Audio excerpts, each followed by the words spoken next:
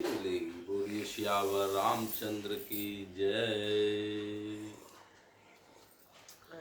श्री गुरु चरण सरोज रज निजमन मुकुर सुधार वरनौ रघुबर विमल जस जोदायक फल चार। बुद्धहीन तन जानिके सुमिरो पवन कुमार बल बुद्धि विद्या देहु मोहि हरहु क्लेश विकार। पवन तनय संकट हरन मंगल मूर्ति रूप राम लखन सीता सहित हृदय बसहु सुरभूप। बोलिए हनुमान जी महाराज की जय। गणपति बापा की जय।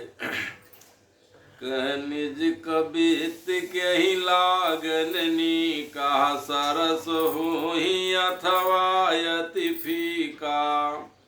कहजे पर भनित सुनत हर साही ते बर पुरुष बहुत जग नाई। कह जग बहु नर सर सरि संभाई जे निज बाड़ी बढ़ाई जल पाई। कह सज्जन सृकित सिंधु सम कोई देखी पूर विधु बाढ़ जूई। भाग छोट अभिलाष बढ़ करहूँ एक विश्वास। पई है सुख सुनि सुजन सब लख करी है उपहास। पई है सुख सुनु सुजन सब खल करी है उपहास।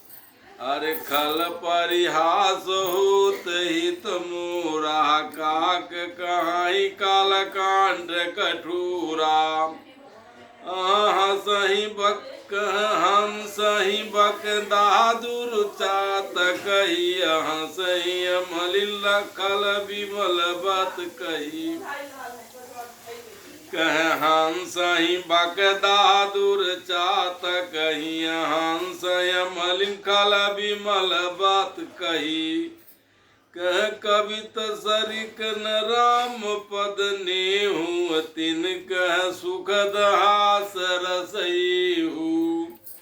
कह भाषा विनित भूरि मति मोरी। हसिवय जोग हसय नहीं पूरी।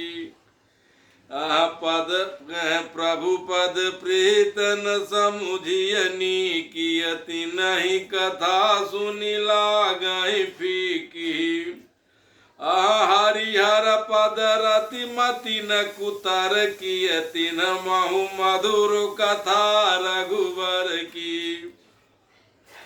कह राम भगति भूषित जिय जानिय सुनियहि सुजन सराय सुबानी।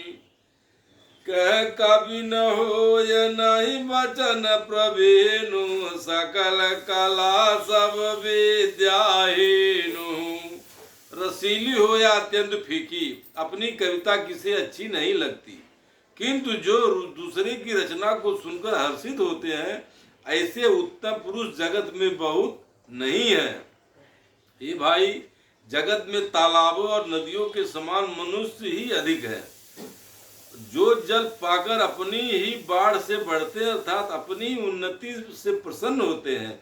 समुद्र सा तो कोई एक बिरला ही सज्जन होता है जो चंद्रमा को पूर्ण देकर दूसरों का उत्कर्ष देकर उमड़ पड़ता है।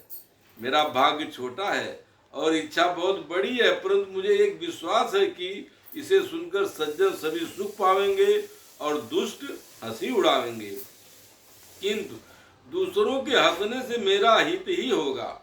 मधुर कंठ वाली कोयल को कौवे तो कठोर ही कहा करते हैं, जैसे बगुले को और मेढक को पपीहों को हंसते हैं, वैसे ही मलिन मन वाले दुष्ट निर्मल वाणी को हंसते हैं।